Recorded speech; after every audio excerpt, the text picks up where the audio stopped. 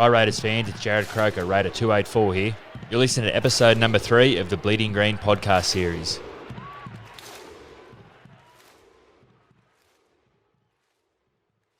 Okay, well this is the third interview in the Bleeding Green interview series. It's my enormous pleasure today to be interviewing John McIntyre. Hardly needs an introduction to anyone in this, well he doesn't to anyone in this town, much less across Australia and certainly rugby league headquarters. The McIntyre name is a legendary name in the club. I only have to be right here where we're actually doing this interview. I'm looking up at John's father Les to his right, and I'm also looking across at John himself as he's producing or at least has worked towards a signature which you would argue was the most important signature of any player in the club. Now we'll get to those things, but I'm going to go a long way back, John. So first of all, welcome. Terrific to have you. Of course, a living encyclopedia of Raider history, and that's why you're here. We can roll on through. You'll be producing stories that no one else will be producing, and indeed able to go back further than anyone else. So let's start. So the first thing is, just again, for the purposes of people are tuning in and wanting to know some of the detail, I think I'm right in saying you were born in 1943? 1940. 1940, okay, that's close enough. 1940, and I can do the maths on that as we work our way forward. Yeah. That being the case, first of all, and let's take it from there, born in Queanbeyan? Born Queanbeyan, yes. Okay. And 23rd of July. 23rd of July, okay. And of course, I mean, an important time, obviously World War II had begun. Queanbeyan, very much a bush town then still, but also a town that had had many decades of terrific football, rugby league, the story goes on. Question for you, what junior teams did you play for? Only one. The Blues? Queanbeyan Blues. From what age? Queanbeyan Blues from about five years of age. Queanbeyan Blues were started in about 1928 at a meeting of the Queanbeyan Warrigals Rugby Club at the old Vic Hotel opposite where the Leach Club is now, and that's now the Riverside Plaza. And those, the guys, the players and the committee decided to change over to rugby league because of the same issue that the rugby league game got away from rugby back in 1908, workers' compensation issues and so on. Yep. And since that time, there's been some absolutely marvellous rugby league teams out of Queanbeyan Blues. The most legendary probably is the 1946 team. If you have a look in there in the early pages of the other one, the unofficial history book, where they talk about how a fellow George McIntyre, who was Dad's brother from Captain's Flat, he was a pro runner. He caught the ball from a kick-off at Northbourne Oval, ran downfield and passed infield. The book says Poya, but it was actually Pola, and happened to be the eldest brother of my darling wife Anita's family. Okay. Okay. Walpola. Okay. Yeah. But the 1946 Queanbeyan Blues team. Often talked about. Question: Do you have any memory of that team? Is that? Only very vaguely. Yeah. All I did is later on in life, I happened to strike an article in the Sydney Morning Herald, which featured caricatures of those players, and I got the bromide thanks to Roy Masters from the Herald at that time. He sent me the bromide, which I copied and sent that to the families, the surviving families of all of the members of that team. Yeah, terrific. Sadly, the latest member to pass away was Terry Freebody, right? Who was murdered in Red Hill. Okay. Tragedy. Yeah. No, it was. I mean, it's interesting that that whole background. As we know, this plays into the Raiders story for obvious reasons to everyone. But I'm interested, I guess, in before 1982, before the sort of that key period in the late 1970s, leading up to 1982, and the beginning of the club. What was, and we also, and having interviewed Marion Ferner and young Don, and talking about the background to Don Senior's extraordinary role, crucial role in the beginning of the Raiders. We know that your father had his role, and I'd like to actually investigate that a little further. But before we get there, how, and given the kind of busy individual that your father was in various areas that we've heard about, how interested was he in the junior football, in yours and in the Blues? Oh, very much so. Very much so. In fact, the first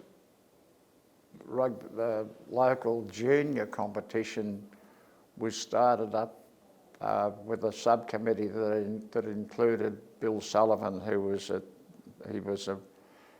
coaching Queanbeyan Blues before he went to the Queanbeyan Kangaroos, and that competition was called the Blossom Carnival, and I think you've got now something like 3,500 players. But initially, like you go back through the performances with Don Ferner Senior as the coach, the Monero division was the team to beat in country football, and also Amco Cup and so on through the late 70s. And that was probably the precursor to discussions to take place about entering the Sydney competition. Right. Yeah.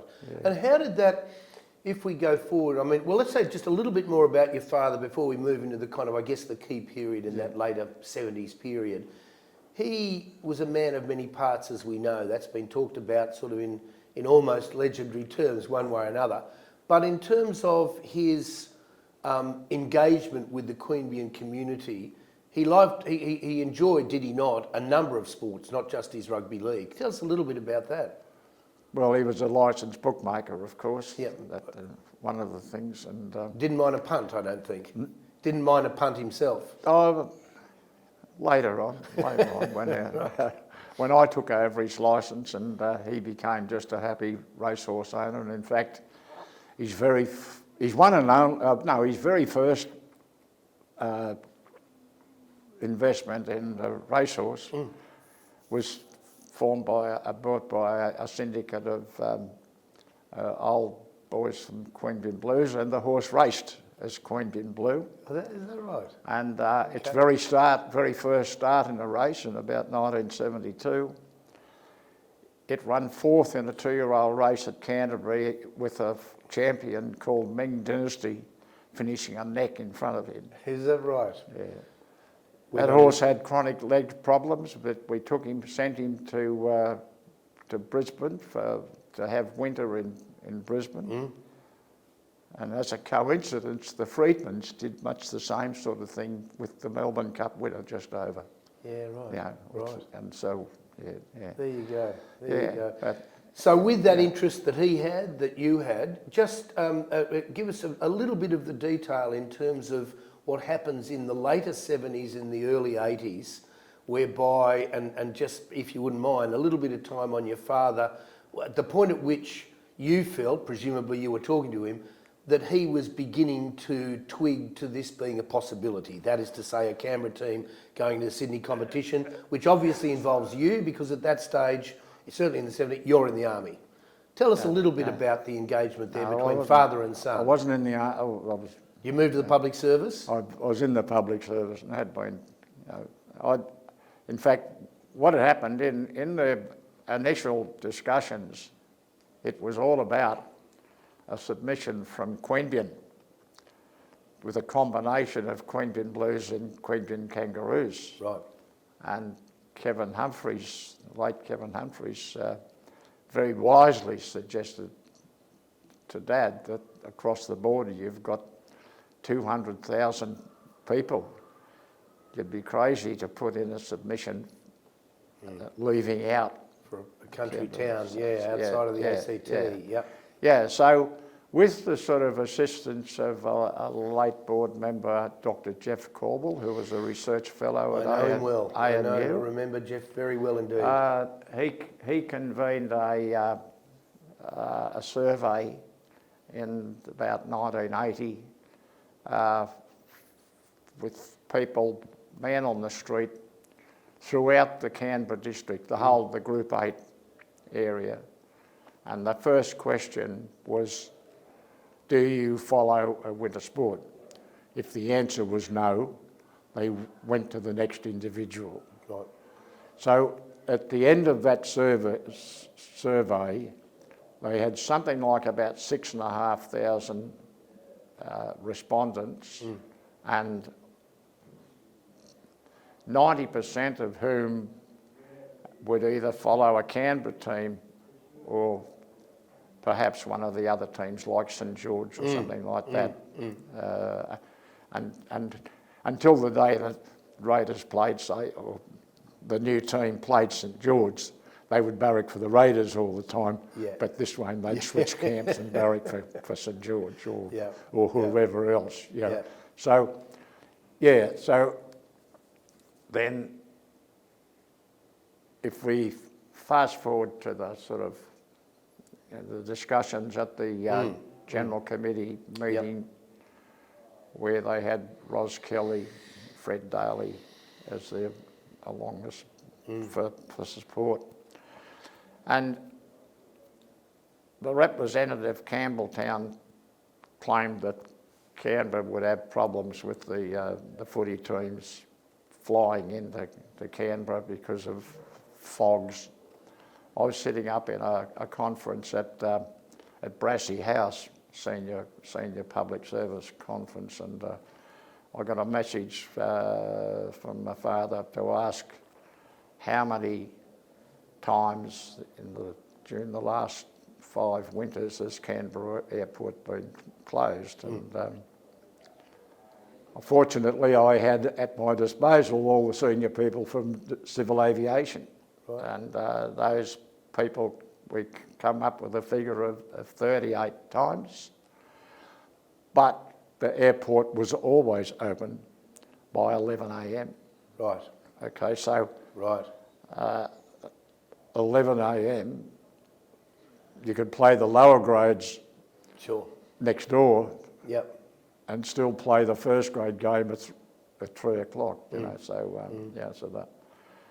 And of course, at that time, they had made the commitment to pay the transport cost for the visiting teams to come to Canberra, because their view was that when Canberra team went to Sydney, that they would have limited number of supporters, which was very much the case at that time. Yep. So we finished up Balmain with connections probably between a member of our board at that time, Gordon McLucas, and other members. They had a long association with each other. Balmain, thankfully, were the one club that reneged on that need and paid their own way. Right. So, so there's always been that friendly rivalry between the Raiders, and that's lasted throughout the 40-odd years of the history. Yeah, reaching an early high point in 1989, but we'll get to that. We'll get to that in time. But let me ask, just so we get to that the key period leading up to 1982, and I know that you know, people tuning into this, all the Raider fans would be very interested. At what point, given that your distinguished career in the public service post the army, at what point did you have a discussion with your father, and I'm very interested in that discussion, about the possibility of leaving the public service and in fact joining this fledgling new outfit? Virtually when he came home from Sydney after the General Committee meeting, but let me say that the conversation lasted about 2 minutes. From which side? Well, on either side, but I told him, I said, I think I think I've got the qualifications to be able to set up that football team, and for one of my criteria at that time is that having 10 years before that, a bit over a decade before that in Vietnam, where I was responsible for the life and welfare of 38 young men. And that convinced me that, obviously a lot of the players would have to come from interstate. They wouldn't have the support of an extended family. And we addressed that right from the very start. And proudly, that is still there. Yeah, That's yeah. part That is a culture of the club. It's part of the Raiders' DNA. I couldn't agree more. Everyone knows this, and we will come to that because I want to sort of get it at a sort of a later stage, because exactly as you say, that was established right from the outset.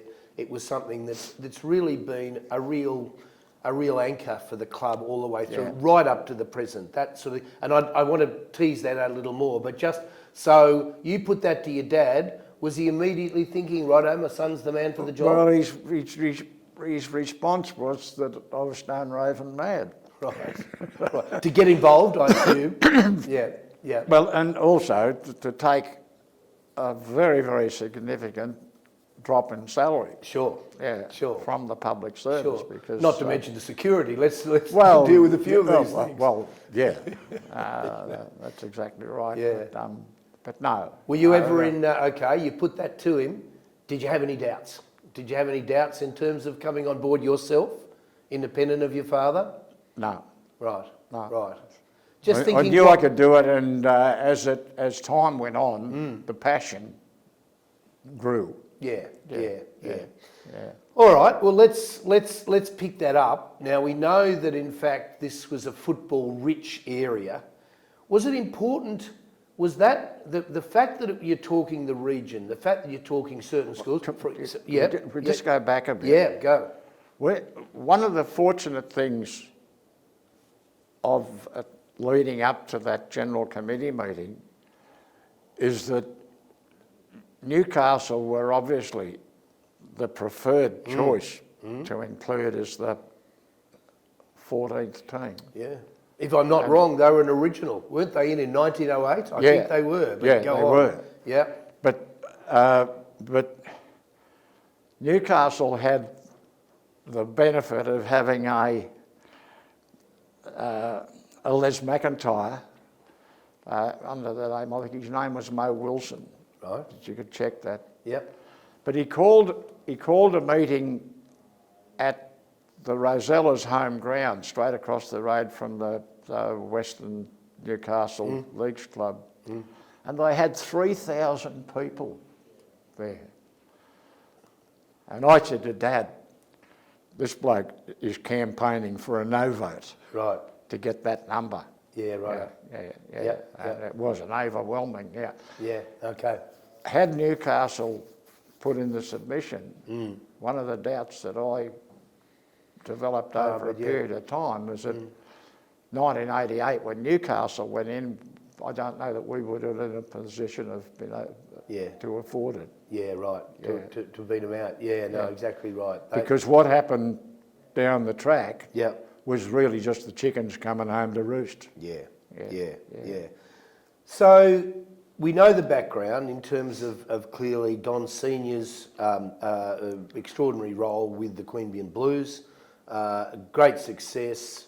We know, in fact, Monero football was such a powerhouse for years, if not, and indeed decades.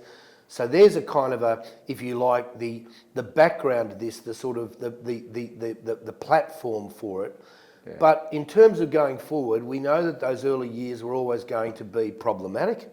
Yeah. Inevitably, the team was not going to hit great success, and we'll get to that in a moment, because it was certainly disproportionate success.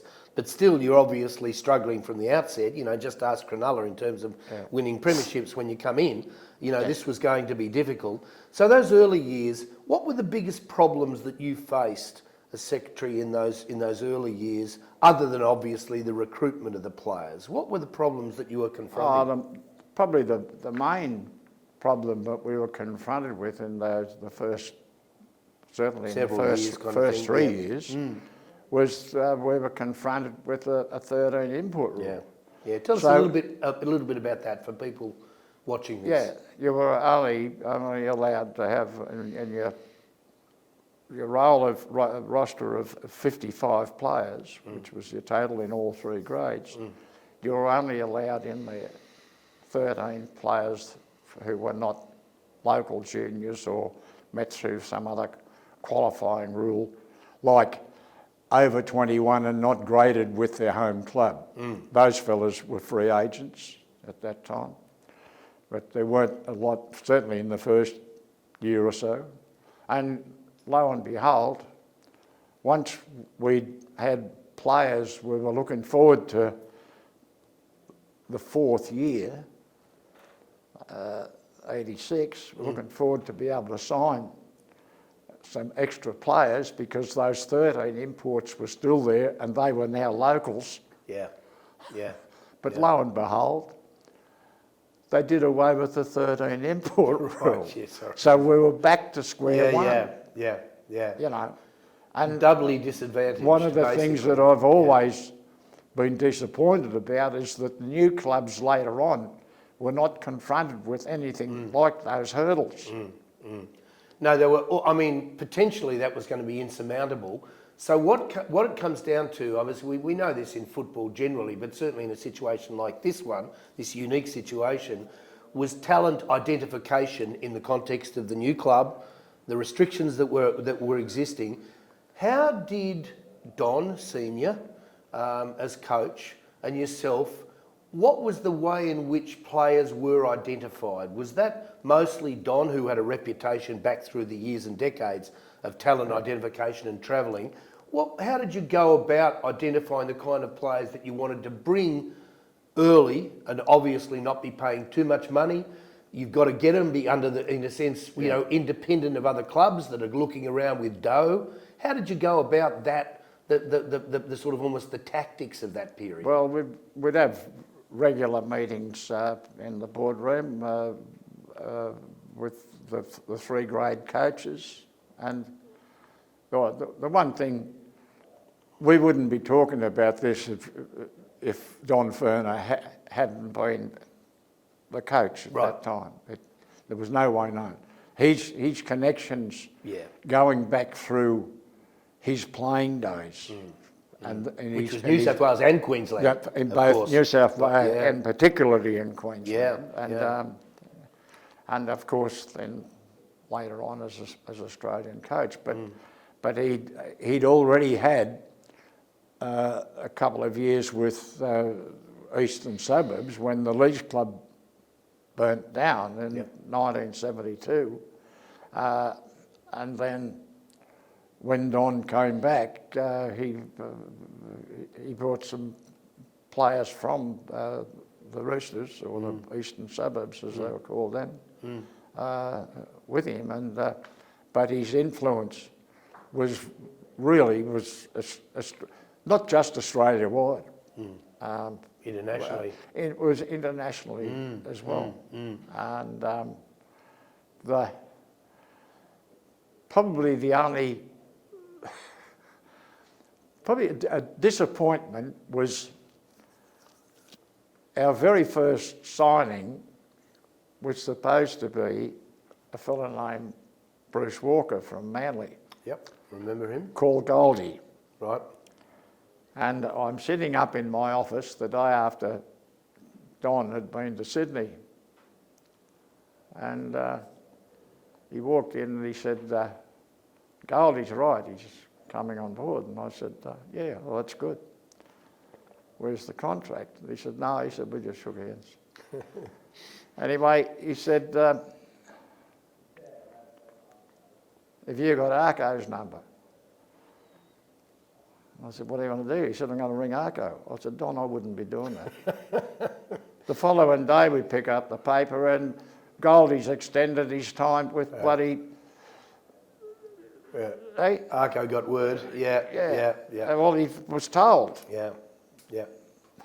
So that was the end of that one. It was, and my only criticism of Don at that time and in future was he was too trustworthy.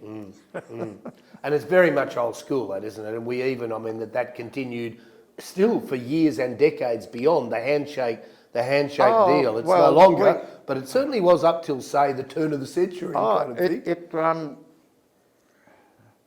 Probably more importantly, the handshake was still well and truly alive and well until the commission agents became involved. Yeah.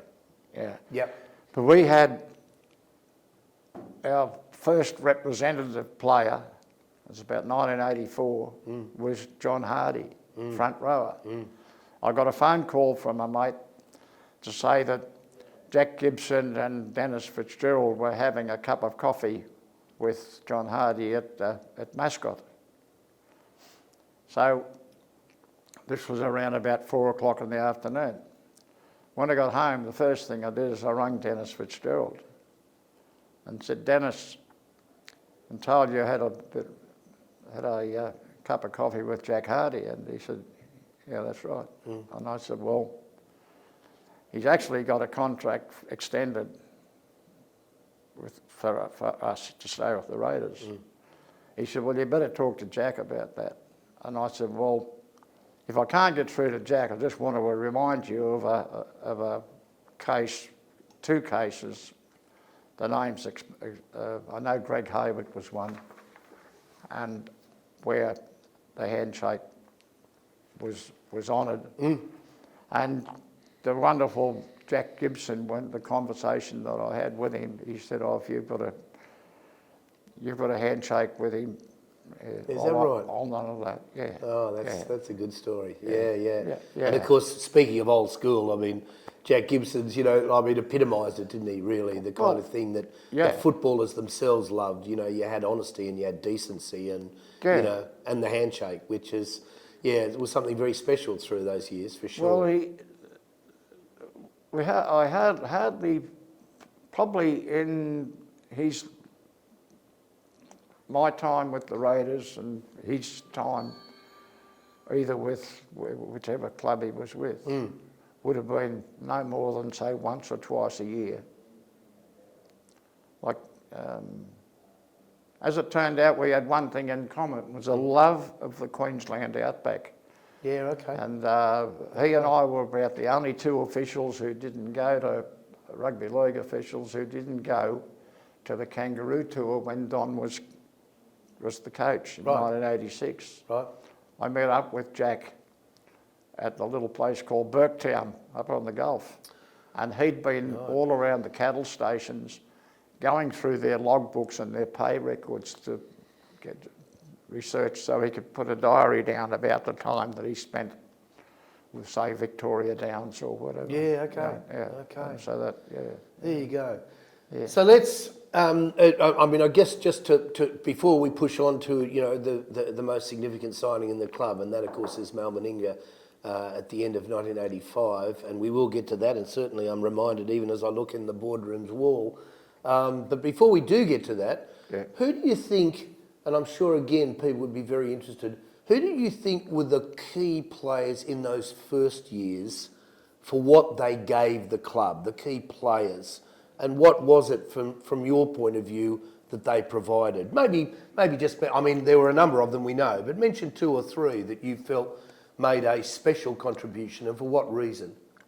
Well, from the very outset, very hard to go past David Grant and Jay Hoffman and John McLeod. Right. John McLeod was given the nickname George Negus, and that was because the crowd acknowledged the fact that you always got 60 minutes out of him. Oh, excellent.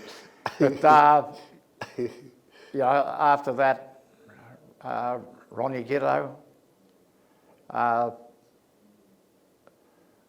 Ronnie Gitto tells the story about when he and Julie were driving past Lake George on their way up, and he said to Julie, "What do you think?" And he said they both agreed that we'll give it a go for 6 months and see.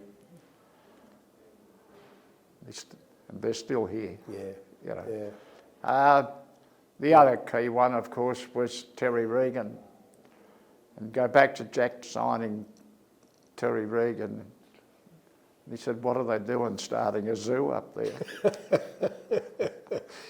I interviewed Glenn Lazarus only a little while, the brick with eyes, and he had some very amusing things to say about Terry Regan, but one of them was to say that when he was in the middle and when he was tackling, he was going at it. You know, he didn't take a backward step. Oh, no.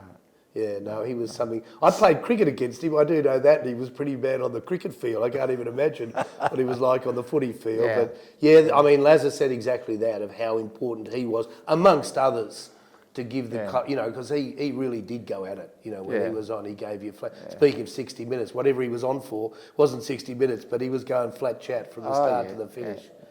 Yeah, very significant.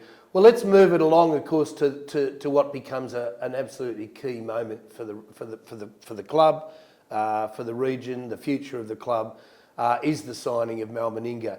Can you just tell us a little bit about the negotiations that occurred, just for your memory, and of course culminating in that signature? But you know, what were a couple of things that led up to that? Well, the fact that you know, this was 1985 and Don had been appointed the Australian coach, and that in itself lifts the profile. Most definitely. Not just on founder, but of the club. Yeah, and possible players coming in, you know, that sort of attraction, absolutely. Yeah. And I remember we were Seaford Oval, we were getting flogged by Canterbury, and the late Peter Moore, the bullfrog, sidled up to me, and he's a very good sidler.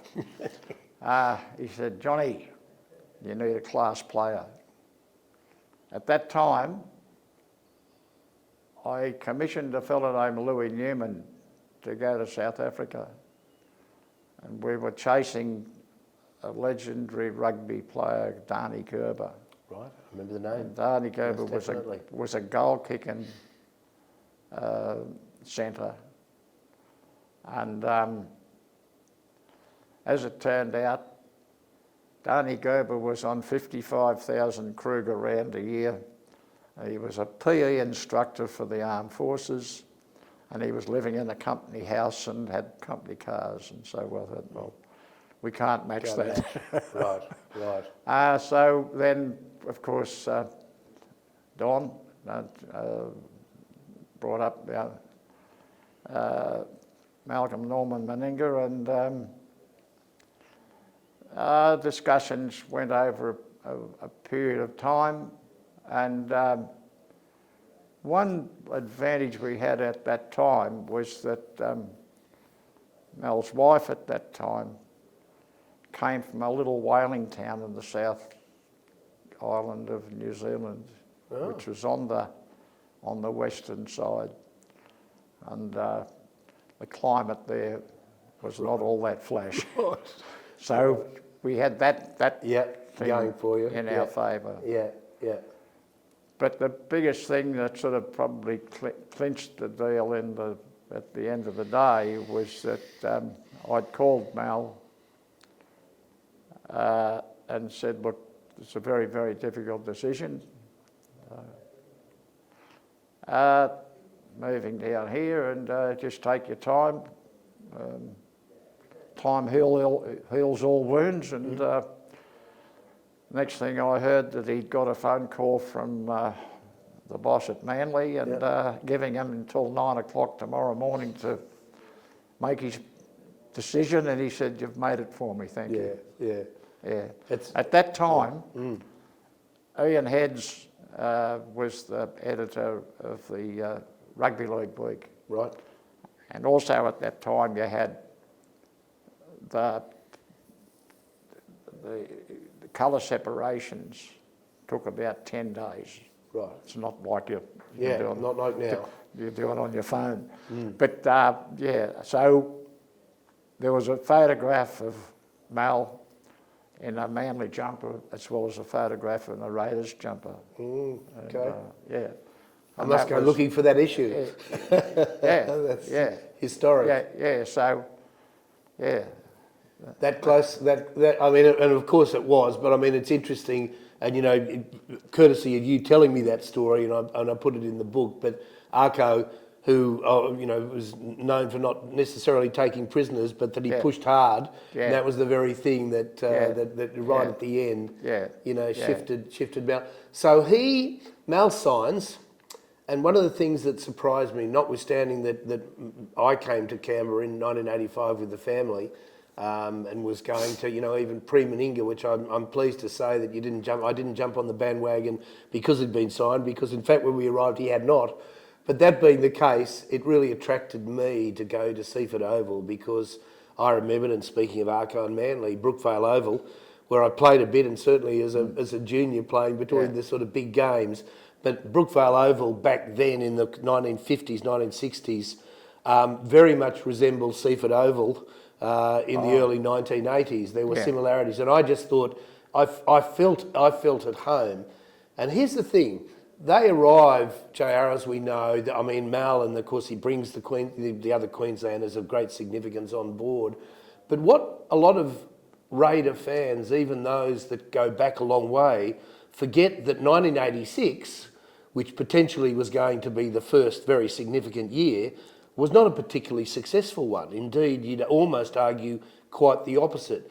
Do you have any memories of that, and any thoughts on you know what the suggestion perhaps, and just to throw that out there, was that Don Senior's coaching, and given we're talking about handshakes and the background of league, that Don's particular approach to coaching was reaching not a use-by date, but rugby league was changing. Was 1986 a year when that impacted on the Raiders? And one is thinking, of course, that go forward, you know, fast forward 1 year, and Wayne Bennett comes on board, and they team teach, they team coach. What are your thoughts on 1986 and 1987? Yeah, obviously 86, when Mal did come back and play, he had that monstrous great big plaster on, but you know, it was versus Manly where he broke his arm on the goalpost. Yep, absolutely. Don't we remember it well? So much of the time at that time was discussions with orthopaedic surgeons about how can we repair so that he can resume his playing career. And yeah, we looked at a ballet dancer from Russia. As you do. Had a car accident, and he had horrific knee injuries, and what was, you know, there were, and Tony Cairns was a specialist at that time, and we looked at all of these various little things. But yeah, and then obviously. Do you think that injury was the main, you know, that nothing to do with sort of coaching changes? Because we know in 1986, and that's a part of the public record, that a few of the players were not particularly, which included Mal, it must be said, that feeling that there was the approach that the attitude that some were taking was that there wasn't a lot of skills coaching. It was a lot of sort of almost the fitness coaching. Was that ever an issue, or you didn't feel it was? Well, I was sitting in the car prior to training one night, and the two lower grade coaches were having a chat, and darkness, they didn't see me. I put the window down and listened to it, and the following day I spoke with Don and said, "You've got a bit of a problem with your staff. Leave that for you to fix up." And at the Leash Club the following day, I was at smoko time. I said, "Have you got the number for that bloke, Wayne Bennett from Brisbane?" And so I rang Wayne up and sort of taken the liberty of booking you on a flight to Canberra tomorrow morning I want to talk to you about. And we'd already extended Don's contract by a year at that time. Yeah. And he was the incumbent Australian coach at that stage, wasn't he? At that time. At that time. Yeah. So, and my words were at that time for you coach a football team for the rest of your life. Right. Because I'd read an American football, but Jack Gibson was of the view that 3 years was certainly long enough for a club, a coach to spend with any club. Yep. That's gone with Jack. That, as we all know now. Anyway, we sort of, with the honouring Don's contract, we decided that we'd have a dual coaching arrangement for 1987. And what about that?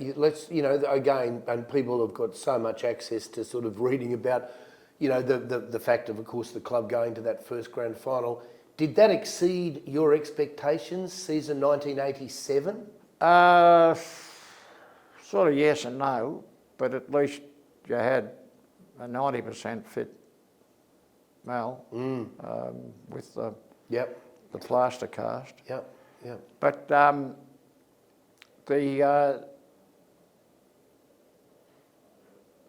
we'd sort of gone through the drama of the stockbrokers came around, because the fact of the matter was that Wally Lewis wouldn't sign with the Broncos unless Wayne Bennett was coach. And that, I don't think that ever got into the public forum.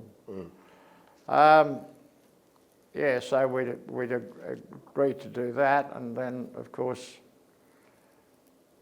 I start talking about a new coach to replace. Were you disappointed with Wayne's decision at the time? Obviously, yes. But understandably, when you knew, as we did, and certainly I did, because he lived in Fadden, right, a couple of 100 metres away from my place, and with two severely disabled children at that time, and we had early in his time in '87. We had a dinner in our dining room at our house in Fadden.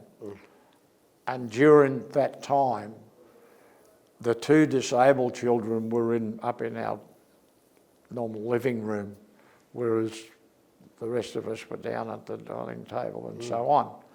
And he would take it turns with his wife then about which one was looking after. Yeah. And when he was coaching the Queensland residents team, so he was away from home, and this was in '87, without any extended family support here in Canberra.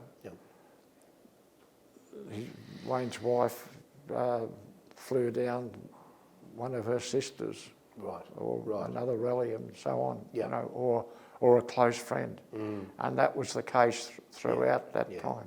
So the family style was difficult for them. You had to be aware of it. Right. So you were confronted, of course, with a decision to make. There was Wayne; he was going back to Brisbane, and you had to be on the lookout. And especially given the nature of the season, of course, a very successful season, not quite to the top of the mountain, but pretty darn close. And obviously credibility gained massively through that year, if in fact it needed it, in terms of the previous years. Because it's interesting, we'll go any further with that, but I mean, those early years were definitely, in a sense, disproportionately successful, basically, in terms of what was the realms of the possible. But let's go to 1987, and you've got that Wayne's making that decision, and for the reasons that you've outlined. What was the thinking in terms of where the next coach would come from, and who talked about it, And what were the key elements in the decision that was made? Well, I didn't talk to anybody. Not even Dad. Okay. Tell us a bit About more what about I that. was doing. Okay. So in the early days. Right. Yeah. But so, I mean... But the board were prepared to leave that to me. Okay. Yeah. What attracted you about Tim Sheens? And how did you arrive at the decision? You know, what were you looking at that appealed? Certainly his youth was Right. one important factor at that time. He was only in his, I think it was probably only about his second year as coach. Sounds right, I think, yeah. As a full-time coach. Absolutely, yep. Prior to that, he'd been playing front row for Penrith. And I mean, a tradesman-like footballer, as we know, very much, of the kind that make it in rugby league. Well, but no star. The thing I can say, and I don't think I gave it to you before, very likely to have had Alan Fitzgibbon from Dapto at that time. If he'd have said yes, I probably wouldn't have had the discussions with Tim Sheens. Oh, is that right? Okay. Yeah. And okay. happily, Alan Fitzgibbon and I are still good mates. Yeah, right. He was born in Goulburn. Right. Yep. Born in Goulburn, and he played his footy at Dapto, and he was manager of the Dapto Leagues Club. Right. Yeah. Right. And he decided that he couldn't afford to take, but he wouldn't be running the Queanbeyan Leagues Club, but he'd be getting a coach's salary for at that time was probably enough for most to stand alone, but he was on both sides of the ledger at Dapto. So when you had the first meeting with Tim Sheens, did you go up to Sydney or did he come down here? No, I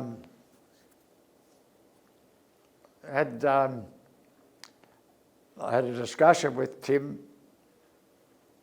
I had a discussion with Tim down at little town just before you get into Penrith. I can't remember the name of it. Near Wyangler Dam. Yeah. And we spoke about that, and then I talked to him about bringing his wife up to Canberra to meet people up here, and so we had lunch at the Burns Mill in Queanbeyan. Right. And while Tim and I were out on the veranda talking footy matters, my wife Anita was with... doing a bit of schmoozing. And said, how many children have you got? And Tim's wife said, well, I've got 2 from a previous marriage, and he's got 2 from a previous marriage, and we've got 1 of ours. She said, well, Anita's remark was, you're very close to being able to say, hey, Tim, we've got a problem. Your kids and my kids are fighting with our kids. This was the words of the sub-dean from the ANU. There you go, from the ANU, yeah, absolutely. Yeah. So then the next thing that happened, he said, well, all right, I've got to talk to...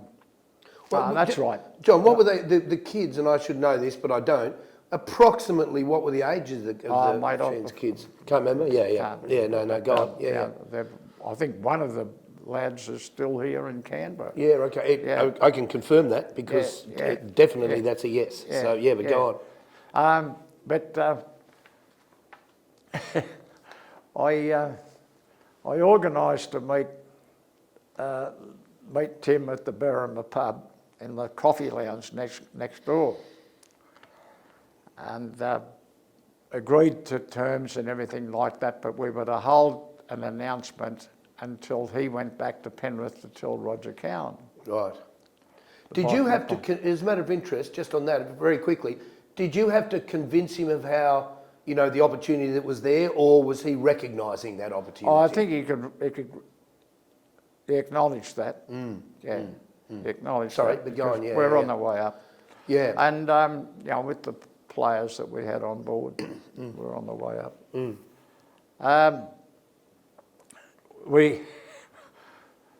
The following day, I get a phone call about 7 o'clock in the morning, about 7:15, and it's Zorba from the Big Sports Breakfast. Okay.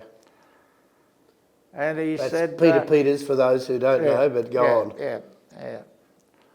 So Peter says, I got a phone call yesterday afternoon from an inmate from Berwick's jail, and he was mowing the lawns out the front of the jail, and he went to the public phone box and told me, he said, that grey-headed fella from Canberra Raiders is having the longest cup of coffee with the front rower from Penrith. So I said, Zorb, can you sit on it for a couple of days until I give Tim an opportunity to square off with Roger? He did? Did he honour that? I promise I'll give it to you exclusive. Yeah, right. Which we did do. Okay. Yeah, happily still got a mateship with Peter Peters. No, he's one of the, real kind of, not quite a legend of the game in playing terms, albeit that he was, as we know, a very fine player, but certainly in terms of his contribution to the code and all sorts of, he's a very interesting fellow, that's for But the sure. amazing thing of going through the finals in 1987 was I'd meet Tim after the game for a beer before I come home and that sort of thing. And we came to the conclusion that the only way he was going to improve the team was by winning the comp. Right. Because they should come off second. And, Absolutely, yeah. And let's touch on that now. We've got a few more minutes, then we'll take a break. But let's get our way to 1989. So, given that, Tim signs. It proves to be, a revelation for the club, for the code, for the region, for all the reasons that everyone knows. 1988, is not, I'll say marginally disappointing because of 1987, but we know, I don't think we have to go over what occurred in 1988. So why don't we move forward to 1989? What was your feeling at the beginning of that year? Did you feel that a premiership was close, getting close?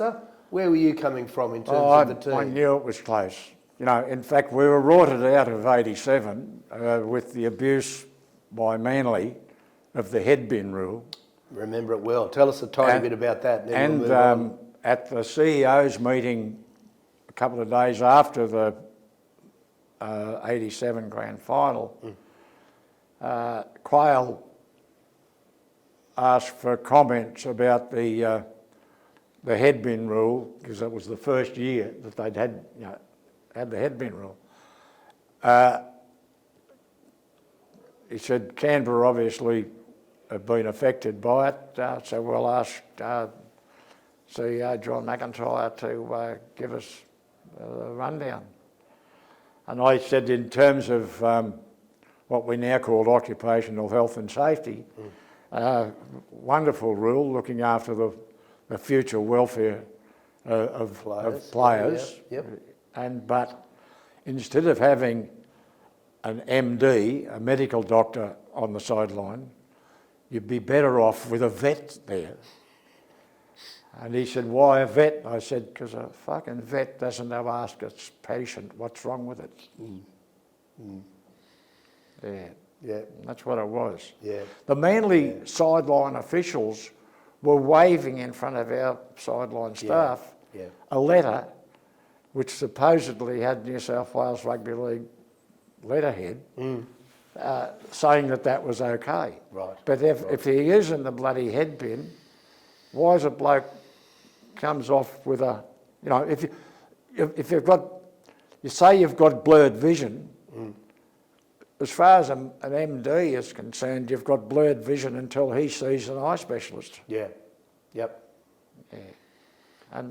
And that was the trick. Yeah. People can go back and have a look at, at what occurred for themselves with that. But, well, they turned it. It was a very, very hot day. It was something like Today they probably wouldn't play the game because it was about 35, 36 out on the field at 3 o'clock in the afternoon. And well, Rex Mossop sort of made that point, but they turned it into a 17-man team versus a 13-man team, working within the legal replacement rules. The framework that existed. No, absolutely. Yeah. And I mean, I don't say per se you can say the one that got away, but it was going to be closer most definitely. And I mean that was shady dealing, but not for the first time with Manly. But we don't have to go there. That's a part of history. Let's move, and just before we take a break, so you get to season 1989, and you felt that success was close, that the club was getting closer to a premiership. Did you feel at that point, as such, that the playing personnel was there, that we had enough to get there in that year, 1989? Well, plenty of people would argue that we probably had the best, certainly 2 and possibly 3 best players on the planet at that time. And that's without singling out, obviously Mal's one of them. Yeah. But without singling out, you had potentially Bradley Clyde, potentially Laurie Daly, potentially Ricky Stewart, potentially Gary Belcher, Chicka Ferguson, and others, as we know, coming from various. No, absolutely. Not to mention Gary Coyne. Sure. Because I mean, it's almost. We also had the. We had the brick with eyes. Most definitely, yes. And it's interesting to say that with Lazar, with Laurie Daly, with Ricky Stewart, that just as, and one has to say, in that glorious period for the Brumbies football team, when it was this wonderful mix of outside players and absolutely brilliant locals, that mix the Raiders had in that year. And of course, when I was interested when I was writing the history, to read those games through 1989, to see those young players coming of age, as it were, and then of course, the rest is it. Why don't we pause? Well, one little thing just occurred to me. One thing, if we go back a fair way, when I was talking about those meetings in the boardroom with the coaching panel, okay, there was one was a semi-final in the Toowoomba Rugby League, and one of Coach Ferner's mates told us about a fella named Wayne Jensen playing for one of the Toowoomba teams. So we've organised for this fella to do a video recording of the game and send it down to us. So I've received it in the overnight, Belfast or whatever, and I organised for an afternoon for the coaching staff to come into the boardroom, put the video up. The fella's wife had got the channels mixed up, and I got the direct colour stars of Lady Di and Prince Charles' wedding. We've learned a lot about technology since that time. Oh, that's terrific. All right, well listen, why don't we take a break? We're at 1989, plenty to come, and we'll do that in the second hour. Thanks, John. Okay. Well, JR, second part of this, and really looking forward to this as well. When we started the interview, you mentioned about the significance of the culture of this club from the very beginning, from 1982 onwards, in terms of shaping itself as, in lots of ways, a family club, a club that did look after the players, a club that wanted to look after the players' wives, families. Do you think anything has changed over the years? It's probably improved from those early days. Tell us a little. But right from the very start. Okay, we go back to November '81 when the players came from all over the place to go through 1 month of Berkey's mad hour. while this was happening, my wife, Anita, chartered a minibus to take the players' wives, the incoming from interstate, wives and partners to Wee Jasper, to the Wee Jasper General Store, whereby the ladies from the young YWCA were taking measurements to have ladies and gentlemen fitted out with sheepskin coats. Oh, there you go. Okay. To prepare them for next 82 winter. The oncoming winter. The oncoming winter. So that it was beautiful to see the wives and girlfriends sitting up in the grandstand at Seaford Oval in the warmth with their sheepskin coats. The one comment that was made by one of the wives was, I never able to wonder why we wear the sheepskin inside out. Why don't the sheep? It's far warmer that way, And then, of course, during a break in the season, or leading up to the winter, Anita also chartered a bus to take the wives and girlfriends up to Perisher and have a day on the snow. Because about 90% of them had never seen snow in their lives. Yeah. Those sorts of things were a family thing, but there was always, because if you moved, say, from Manly to St George or Parramatta or whatever, you stayed normally at your normal residence, whereas the incoming fellas, we had to look at the house at them, not murdering their money by paying rent. But put that money, you get a full-time job, put your footy money into buying a house, and quite a number of them did that. Interestingly, just on this, in case we don't get to it, if you fast forward all the way to 2023, do you think actually the situation for this club, given the particular kinds of challenges but also the advantages, has it become tougher, say, since the late 1980s, early 1990s? Has it tougher now to attract the younger players? Do you think that's become, the degree of difficulty has gone up or not? Well, the missing link, and it has been for quite a long time, Mal Meninga was the player that everybody wanted to play alongside. Absolutely. The younger brigade, their ambition was to one day play alongside that fellow. I think Ricky Stewart's actually said, hasn't he, that not just that, but he said when you were running out with Mal, but behind Mal, you felt secure.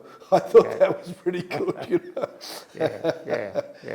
So that you're feeling, not just the banner player, the kind of player that Meninga was, is we haven't got at this moment.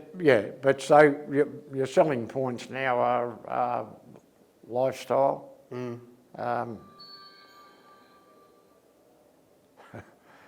Geographically and sort of traffic-wise, we're probably just as close to the beach as some of those players that live in the outskirts of Penrith. Speak to me, I'll say, and you don't have to go in traffic, for 2 hours to get there either, You're actually driving. No, that's true.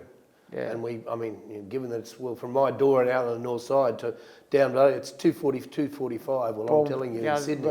A high percentage of players will talk up the lifestyle in Canberra. And of course, not just the club, but you've got examples like a couple of years ago, what was the player's name that he's now gone, I think he's back with West Tigers, the 5'8", that from England, that went to England and played. No, 5'8". No, Oh, what? no, Not no. Williams. Do you mean George Williams? No, 5'8". No, 5'8". No, he was English. no, he was a Sydney player that Right. came. Right? Oh, Caesar. That's Caesar. him. Yeah, Aidan Well done. Caesar. There was a lady dressed up on match day. He was going to head into Bruce Stadium to to play for the Raiders, and there's a lady at his suburban shopping centre bus stop. He pulled over and gave that lady and her children a lift to GIO Stadium. Yeah, it's a really good point because see that goes to. So you're indulging with the community. Yeah, And look at the association with Men's Link, Yeah. where you've got players of all ages and sizes talking about you've got a mental health problem, talk about it. You know.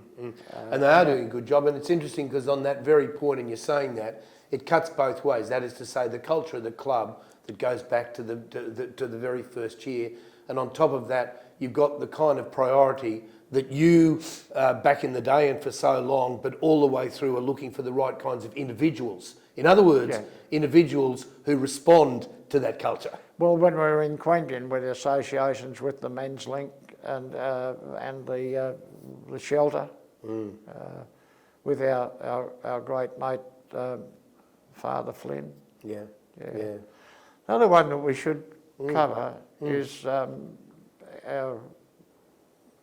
our on-board patron, pastor, Father Woods. Father Woods. Tell us. From 1986. Tell us a little bit about. In fact, we might do the other. We might talk about the man who's been Victor Viking. Perhaps this is the right time, but tell us a bit first of all about Father Woods, and of course his story in the context of 1989 is particularly interesting. Oh yeah. Well, it's just it was something that the knowledge of the fact that there are personal problems that a player could be confronted with, particularly the fellas from out of town that didn't have extended family for support here. They weren't going to come to the CEO. They weren't going to come and consult with the coach over these highly personal problems. So come up with the idea of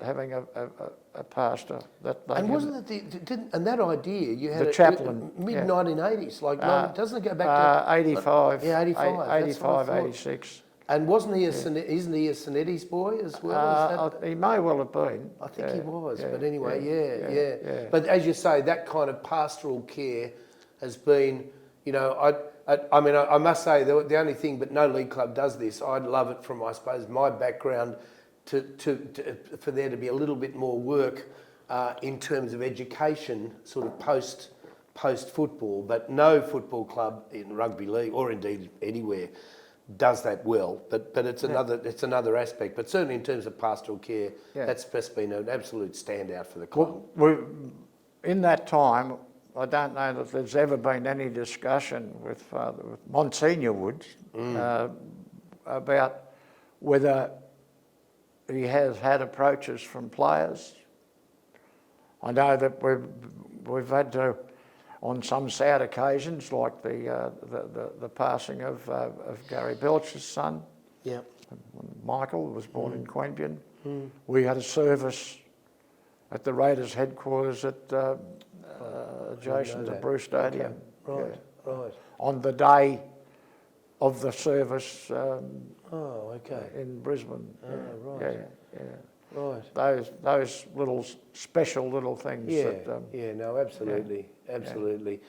And I suppose, speaking of, I mean, it's special in an entirely different way, but and in terms of the continuity of the club, one probably has to put in more than an honourable mention for Victor the Viking, aka Tony Woods, who goes back all that time but is still as active. I'm lucky enough at the Meninga Medal dinner to be, over the last several years, sitting next to him.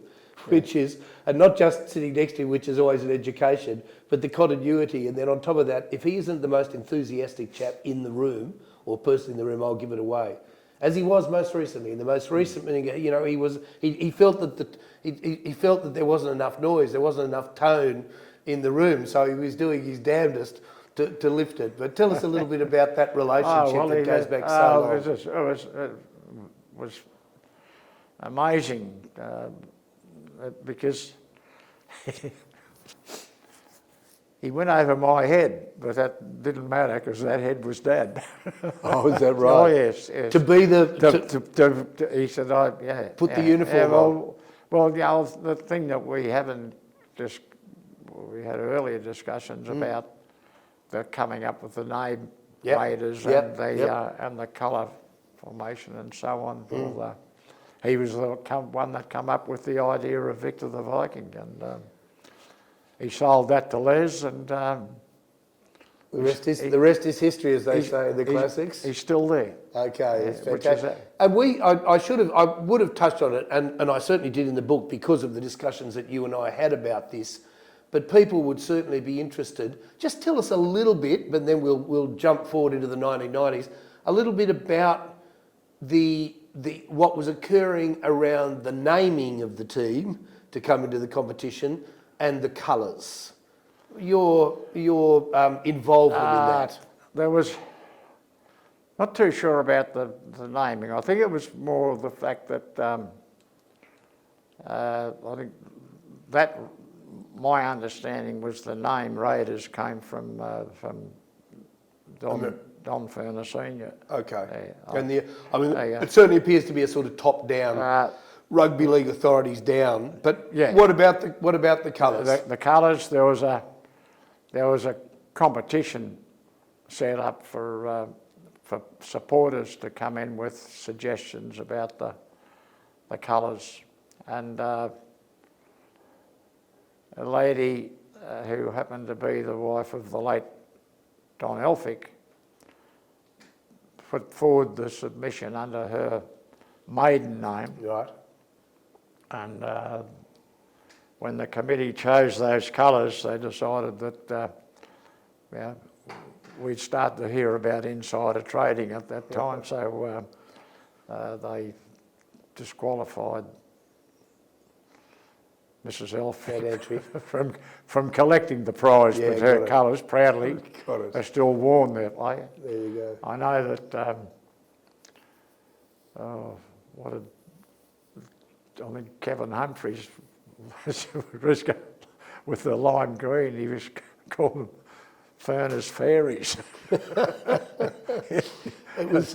Nowadays you've got to be, you know, under the realm of political correctness, you've got to be careful. You've got to be careful. You've got to be careful what you say. But it's it was a very distinctive colour, as we know. So let's just go forward in time. We 1989 grand final.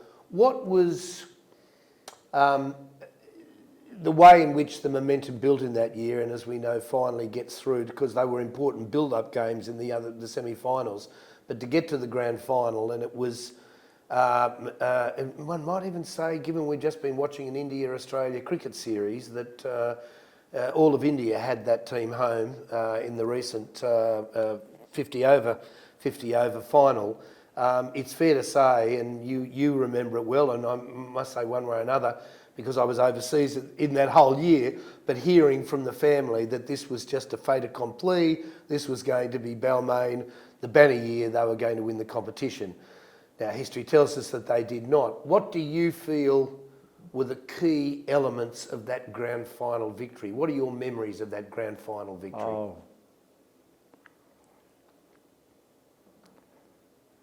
I'd rather go back to how getting to that grand final started. Tell us more. Probably the one disagreement, wasn't so much a disagreement, but one disappointment that I had was that back in when the Raiders played Canterbury at Perth at the Wacker, Ivan Henjak created a try we scored. I think it was Mal that scored, and we were able to. If we don't win that game, Right, yeah. and Talked then about the it in the next book. Absolutely. series of games, we don't make the five, and yet in the '89 grand final, Ivan didn't get a taste. Kevy Walters went on instead of Ivan. And Kevy Walters was going to the Broncos the next year. Yeah. You know, so that was a disappointment to me. But in the build-up to that game, I sat alongside Bob McCarthy from South Sydney during that game, up in the Lord Mayor's suite at the cricket ground. No, it was at the SFS, wasn't it? Yes. Yes. Yeah, at the SFS. And with 5 minutes to go, Balmain were in front. I said to Bob McCarthy, I said, I'll go down and make the team. I said, have you ever seen a more unlucky team? And he said, yeah, you should us against Balmain in 1969. Yeah, which I remember. Yeah, so we cherish those moments. Yeah. But it was one of those things that you could see all the luck. In the first half, all the luck went against. 100% against us. Yeah. There was an amount of confidence in the dressing room about an ability to win the game without it going to extra time. But, then, of course, when I arrived down at the tunnel, I walk out the front and I see Laurie Daly throw this basketball type pass, and then Chicker Ferguson weaves, didn't he? Weaves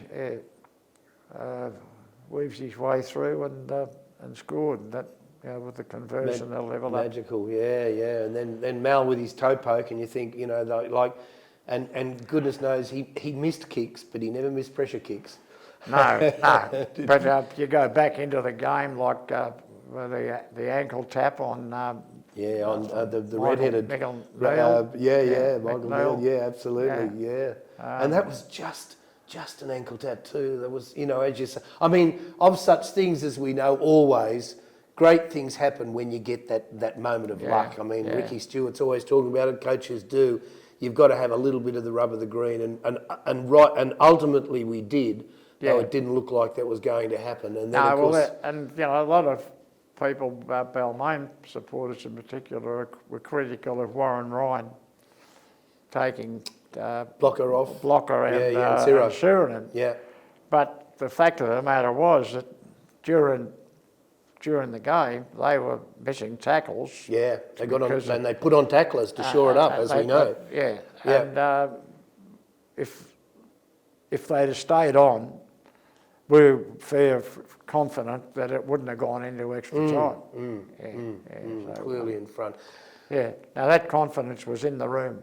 I mean, it just, it was such fun for me to write about that year and indeed that game because of almost mythical kind of elements to it, which we all of us know and all Raiders supporters know. And again we know. So there's 1989. We get our first premiership, and follow up with a really solid year in 1990, and then ultimately, with all the reasons we know, there's the gap that occurs. And we finally get to 1994. I have a question for you. So there's 3 premierships. Which team do you think was the best Raider team of those 3 years and why? Well, I reckon the best Raiders team of all time was not in any of those years. 93? I reckon it was 98. Oh, okay. 88, where we played. In both of our playoff games, we got beaten by a point. Yeah.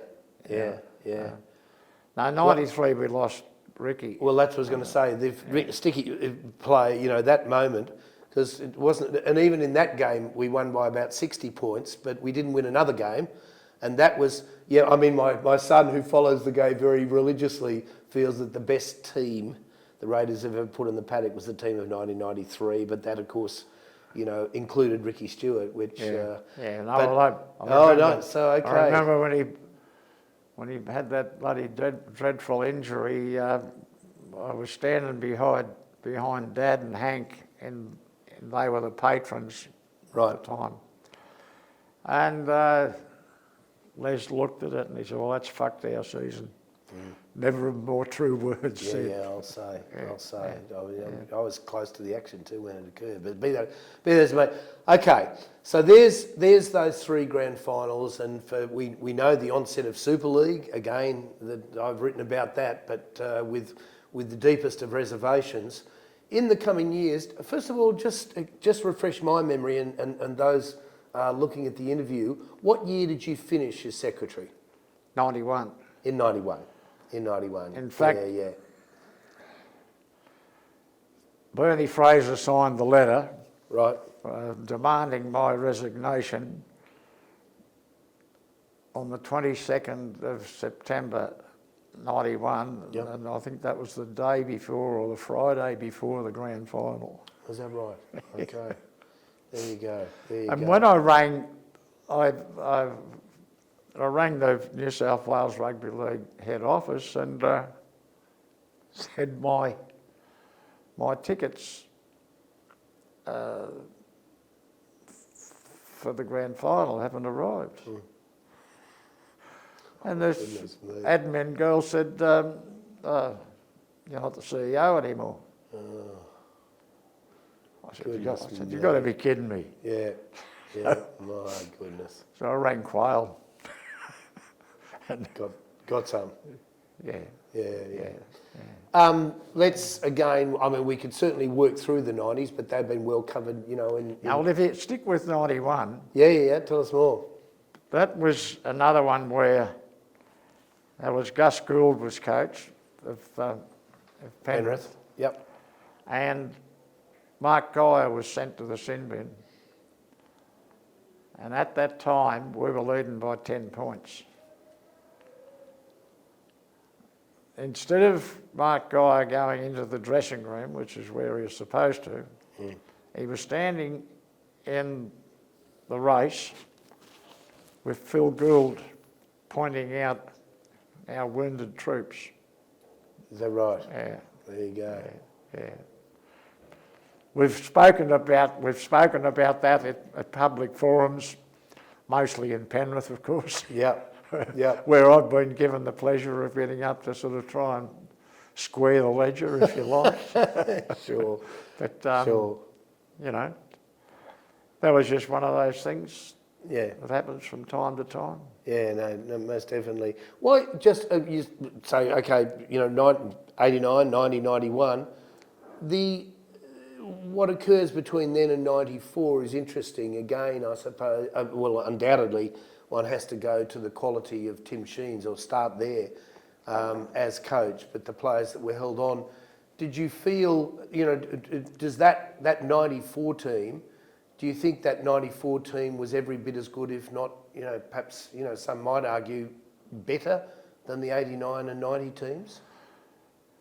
You're just not a fan of comparing those. They were still a great team. Yeah.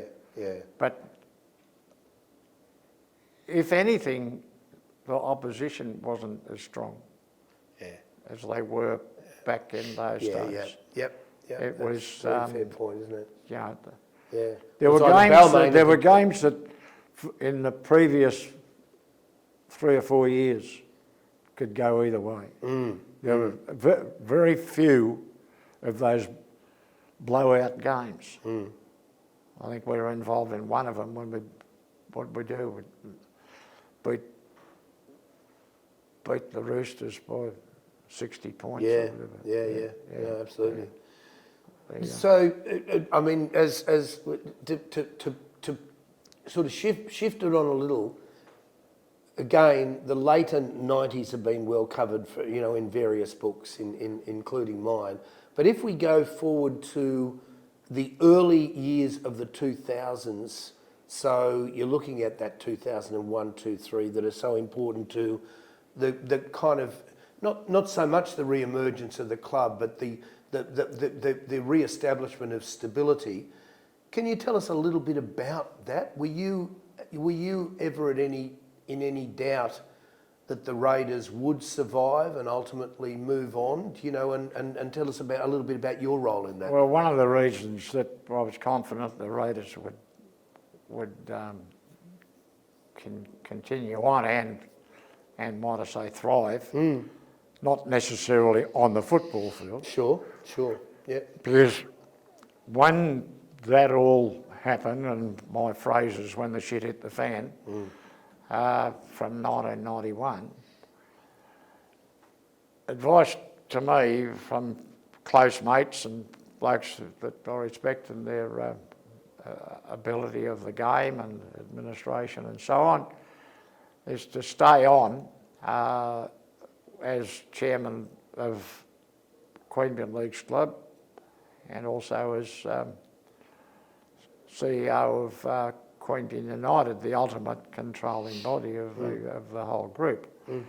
And from that time, from 91, I learnt the valuable corporate lesson is to not place too much trust in many people, and because the fact of the matter was, over that previous period of time, the whole group was let down by people who can remain nameless.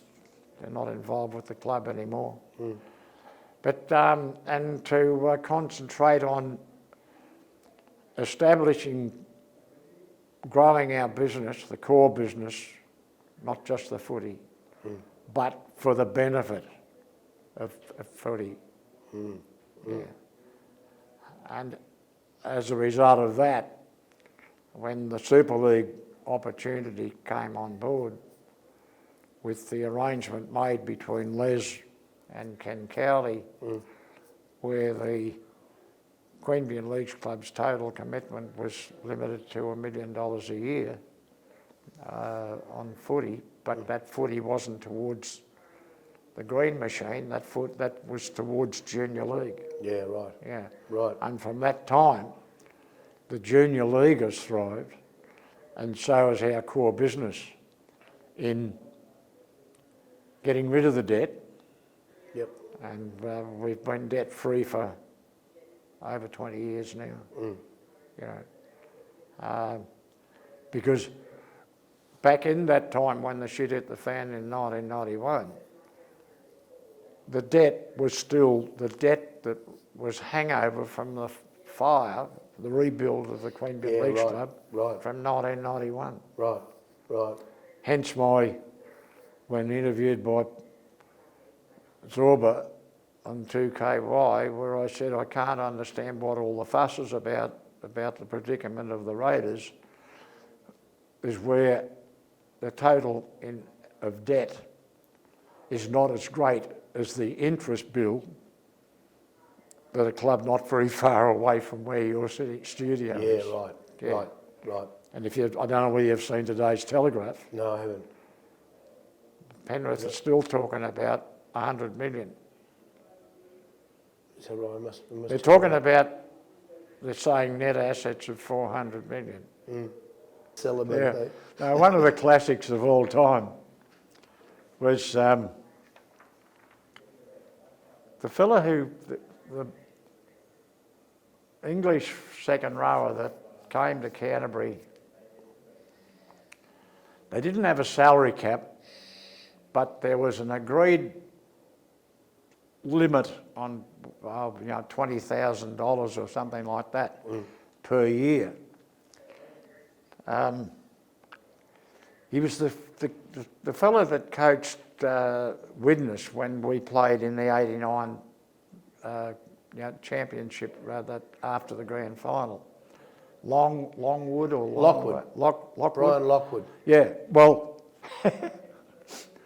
Brian Lockwood was part of what Canterbury had shown up in their financial records was first-class return airfares for Lockwood and his wife and 2 children.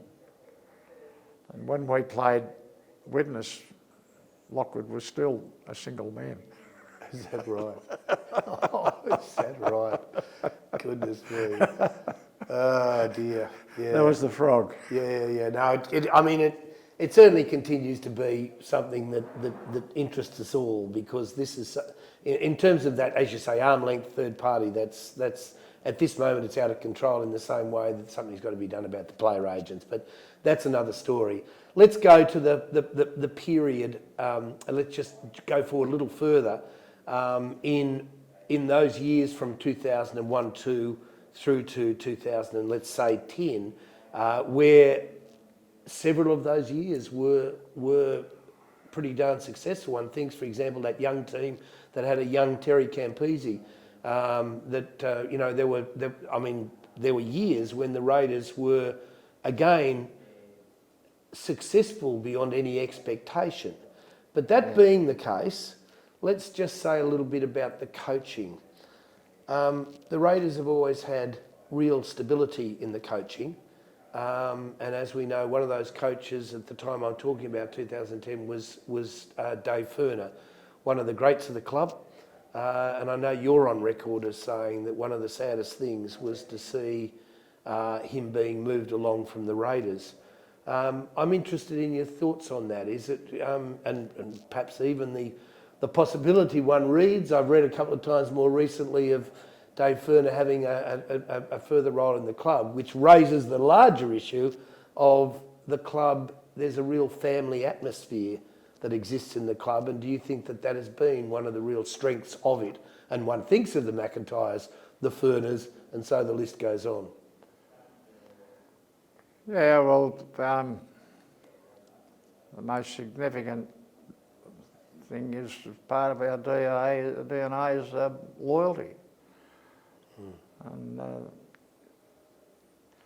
in the history of the Raiders, I can't recall any past player that's ever been in any way critical of the club, either its management or its coaching. Not one. In fact, it's the opposite. They're just so complementary. There are so many players out there that are just so proud, particularly when we win a game. Yeah. To say, well, I was a part of that. Yeah. And those sorts of things. And obviously, you've got on record that that was no place for me as chairman of the Raiders once. A long-time family friend. Because those associations with those long-time family friends is what is responsible for the passion. Yeah. Not just the game itself. Yeah. But the people who were. When I was writing that, and young Don having to go out to talk to his brother, and they were down the coast. You've talked to me about that. Yeah.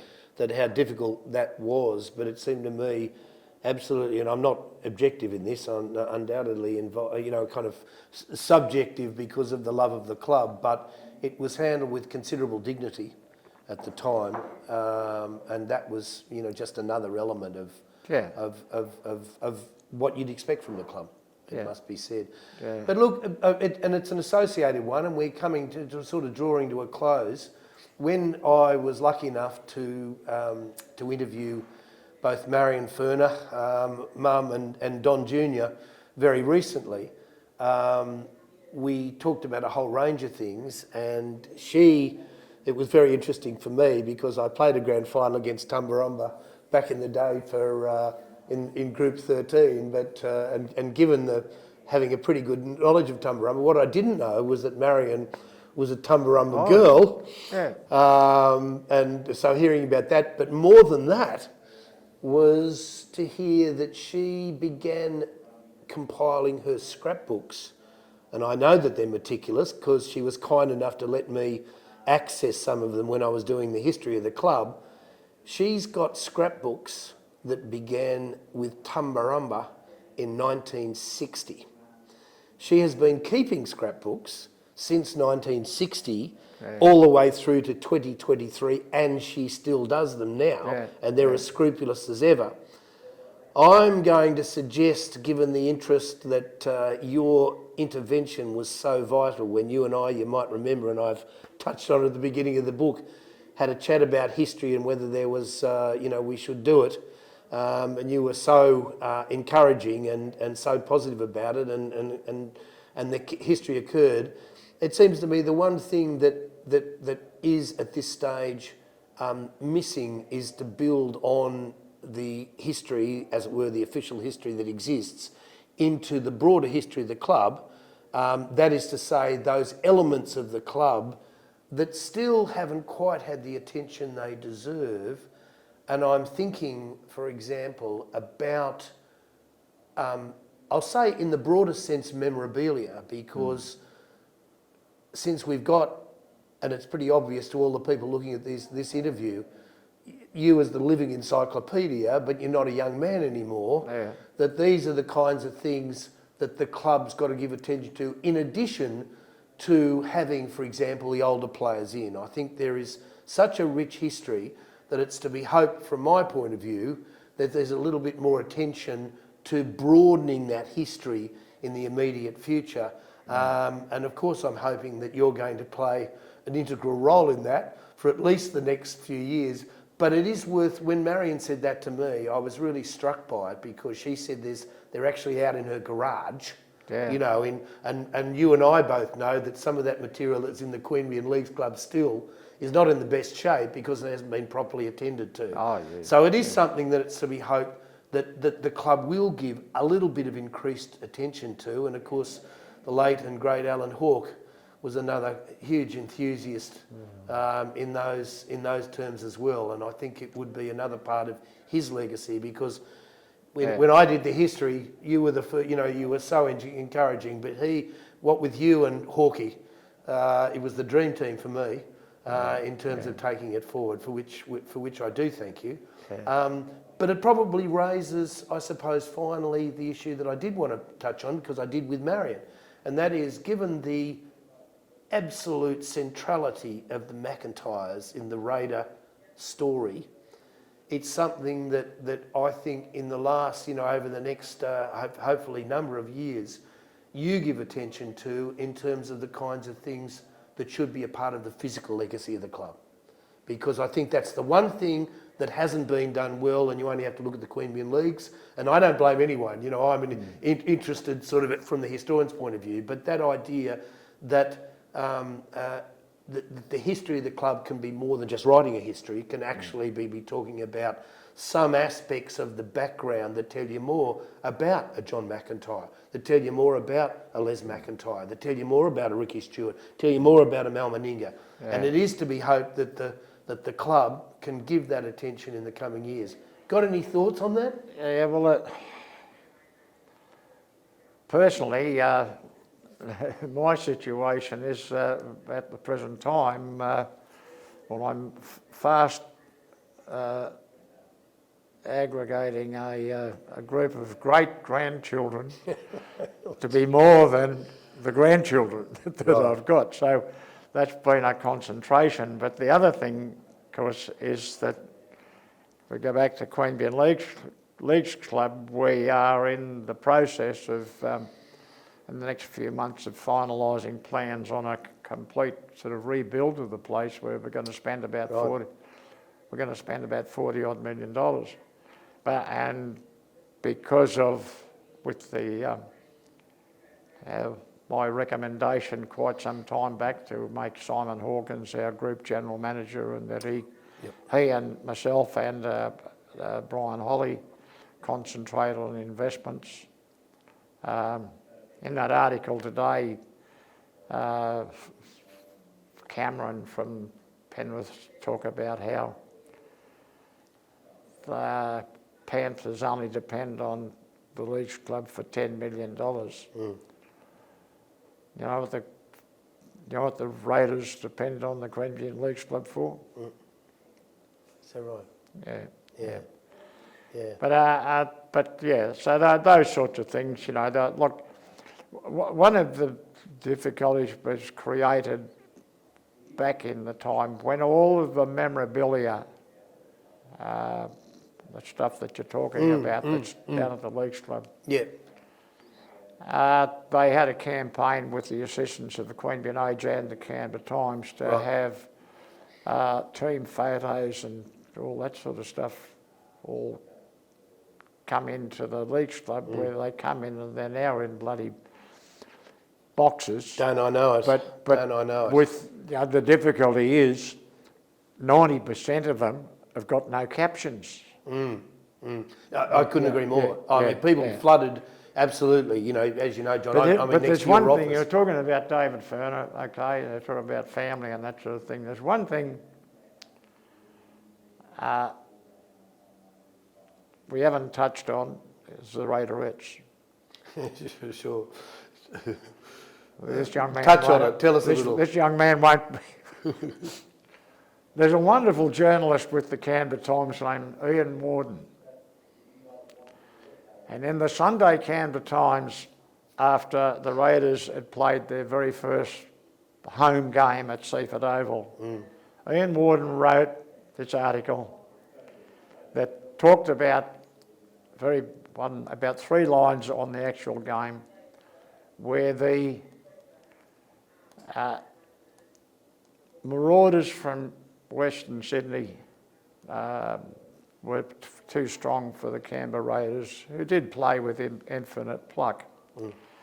But he said that the interesting thing was at halftime, the assembled throng was entertained by nymphets just beyond puberty, garbed in costumes tailored from the curtains of the Queanbeyan League Club. And one couldn't help but wonder whether their mothers knew that they were out. Okay. Monday morning at 9:30, I've got a delegation of mothers from the Raiderettes. Okay. They want me to take them out to the Canberra Times headquarters and lynch Ian Warden. Ian Warden. I've sat down with them and I've held back, sort of not laughing and everything. I said, ladies, and Kelly's mum was one. She was the choreographer. Right. Okay. Right. I said, it's all tongue in cheek. Don't worry about it. Yeah. Which is the way he writes, as we And know. he's still there. Absolutely. He's still writing the same way. Yeah. Well, always the words, word for word. Yeah, that's the classic. assembled throng was entertained by nymphets just beyond public. Oh dear, it's a classic. It's a classic. It's interesting, even as you say that. I suppose it pertains to what I was saying about history. That I was lucky enough in being so inspired, as we all were, by the run in 1987, to actually mention to the Canberra Times. And I'd never written. I was writing on republicanism and American history, and Australian history, and I'd never written a sport piece ever. Yeah. And I said to the editor, whoever it was then, that I wouldn't mind writing something. I said, well, to go ahead and send it to us, which I duly did, and it was just before the grand final. But it talked about culture. It basically talked about the impact of the Raiders on the community. That was it. Yeah. And I was disappointed on the Saturday, because the grand final on the Sunday, that when I looked at the sport pages, it wasn't there. What I didn't realise, as I discovered on the bog that afternoon when I was having a read of the Canberra Times, one of the other sections in the broadsheet was they'd done the whole page, and they had the Raider horns around it. So that was the beginning for me, but it was also the beginning of an interest, more than an interest, a passion for the culture, for the culture of the club. And I mean, I think that's the one. If there's one element that can go further, it's actually attending even more passionately to the retention of the history, because now there's a historical record, John. You know, you're living proof of that. You know what I mean? We are now talking 40 years and growing, and it's not just that. As I try to do in the book, it's 40 years plus because of the Queanbeyan. The story of the McIntyres, the Queanbeyan Blues. It goes back decades before that. So that's what we're hoping to see happen, but that can only be stimulated by this series of interviews and never more so than your own. Now, was there anything you can think of that hasn't been touched on that you'd like to just before we wind up? No, perhaps one thing that it's not with us anymore, he's gone to the Cowboys, but if Terry Campese doesn't have that injury back in, was it 2010? We were going to go close to winning the premiership that year. I tell you how close that is in my memory. Being in the stands on the other side of the members, that's where the Headons like to go, and certainly I do. Watching him in that year, before the injury, he was in command, as we, and God knows, on one leg, almost literally. He still continued to play football, but watching him at the height of his powers, when we were putting teams away big that year, but the way in which the sort of manufacturing of the back line, which we still don't quite have in the present team, reminded me, of course, of 94, but especially 89, when that space that you see from the best teams at the moment that we're going to challenge, but that way in which he was able to work with space out wide is brilliant. Probably the closest to him now is Nathan Cleary. Yeah. The way that he single-handedly can control a game. But Campo was quicker. He was, than Cleary now. He was quicker. He was, absolutely. I couldn't agree more with that because it was just such a tragedy. Well, at the time that Matt Elliott was coaching, what they brought in some bloody halfback from Manly, Orford or something like that. His name wasn't anyway. Yeah, Matt Orford. Yeah, no bloody good. Terrible. But disaster. Campo was playing reserve grade for Queanbeyan for Queanbeyan Blues at the time. Yeah. And I had to virtually grab Matt Elliott by the throat. And it was interesting because that very year that team had young blokes too. Like there was a sense of '89 in that team, and of course, and it doesn't come along easily, and especially when you don't have, to put that kind of group like that together, which is clearly the aim at the moment. Well, he was probably the closest that we've had to the fella that blokes wanted to play alongside. Definitely. Okay, anything else? Right. Or are you, no, all fine. Well, John McIntyre, obviously it's always an education for me talking to you, as it is whenever you speak to people about the history of the club. It's terrific to have that on the record, and hopefully we'll do this again sometime in the immediate future. Go Green Machine. Go the Green Machine. Canberra Raiders respect and honour the traditional custodians of the land and pay our respects to their elders, past, present and future. We acknowledge the stories, traditions and living cultures of Aboriginal and Torres Strait Islander peoples on the land we meet, gather and play on.